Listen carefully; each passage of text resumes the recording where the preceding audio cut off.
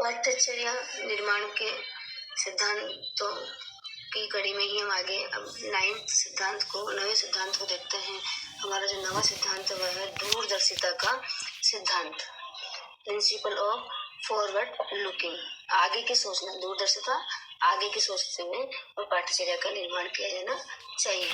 तो इस सिद्धांत के अनुसार कैरिकुलम वर्तमान जीवन के साथ साथ भावी जीवन के लिए भी उपयोगी होना चाहिए, अर्थात पाठ्यचर्या में दूरदर्शिता होनी चाहिए जो बालक को भावी जीवन में आने वाली विभिन्न प्रॉब्लम्स एवं सिचुएशंस को अंडरस्टैंड करने में और उनका सॉल्यूशन समाधान करने में के योग्य बना सके। तो इस प्रकार से दूरदर्शिता के सिद्धांत को ध्यान में रखते हुए पाठ्यचर्या का निर्माण किया जाना चाहिए। नेक्स्ट हमारा 10वां जो सिद्धांत वह है अनुभवों की पूर्णता का सिद्धांत, principle of the totality of experiences.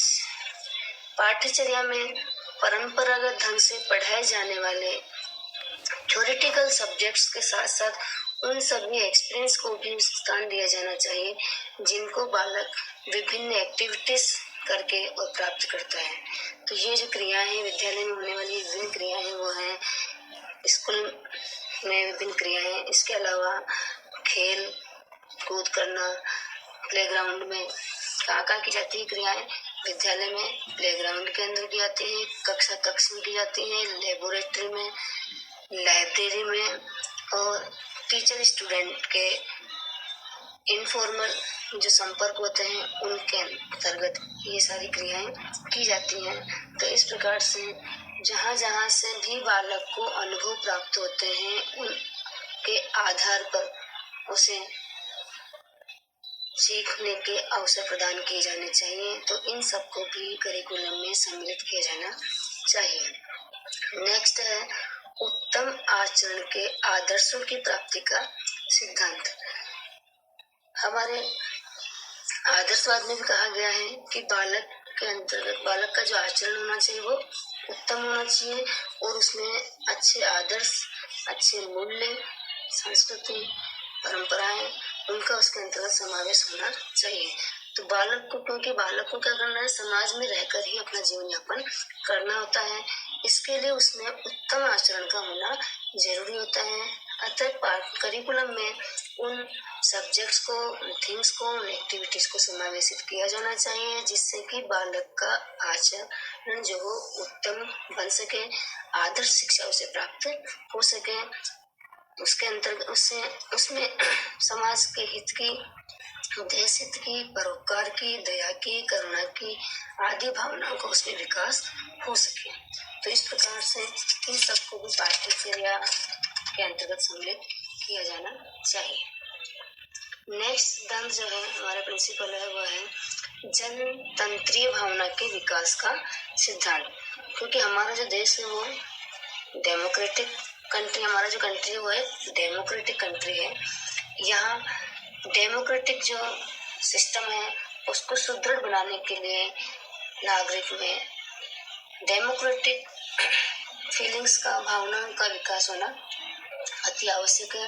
अतः करिकुलम कंस्ट्रक्शन के समय या उसके डेवलपमेंट के समय बालक में जनतंत्रीय भावना का विकास करने से संबंधित उद्देश्यों को भी रखा जाना चाहिए।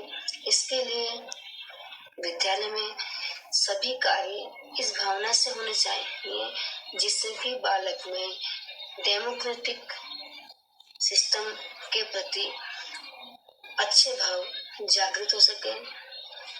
इसके लिए विभिन्न विद्यालय में ऐसे कई कार्य होते हैं जिनके अंतर्गत जनतंत्री भावना को स्थान दिया जाए। जैसे प्रवेश के समय विषय चयन जब बालक करता है उस समय जनतंत्री भावना को बालक को ध्यान में रखते हुए उसके परिवारों किस सब्जेक्ट किस बच्चे को नीड है, उसकी रुचि किस में है, इन सबको ध्यान में रखते हुए और उसे सब्जेक्ट चयन का अवसर दिया जाना चाहिए।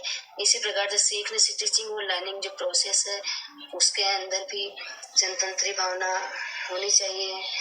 नेक्स्ट है खेल के मैदान में, खेल कूद में और मूल्यांकन में, इन सभी में जनतंत्री भावना, डेमोक्रेटिक सिस्टम व्यवस्था उसको ध्यान में रखते हुए और पाठ्यचर्या का निर्माण किया जाना चाहिए।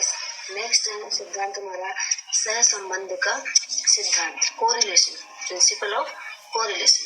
पाठ्यचर्या करिकुलम जो कंस्ट्रक्शन है उसके समय यह भी ध्यान रखा जाए कि विभिन्न विषय एक दूसरे से सह संबंधित हो।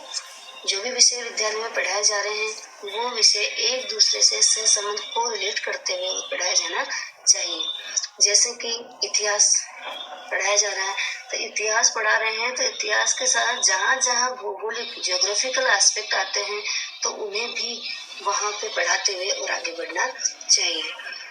इसी प्रकार से भूगोल का इकोनॉमिकल अर्थशास्त्र से संबंध, इसी तरह से विभिन्न जो भाषाएं हैं उसका विज्ञान से संबंध। तो इस प्रकार से विभिन्न विषयों को एक दूसरे से को रिलेटेड करते हुए पढ़ाया जाए। तो इस तरह की व्यवस्था करनी चाहिए पाठ्यचर्या निर्माण के समय। तो पाठ्यचर्या को इस प्रकार से कंस्ट्रक्ट किया जाना चाहिए। नेक्स्ट सिद्धांत वो है हमारा शिक्षा जीवन की अवस्थाओं का सिद्धांत।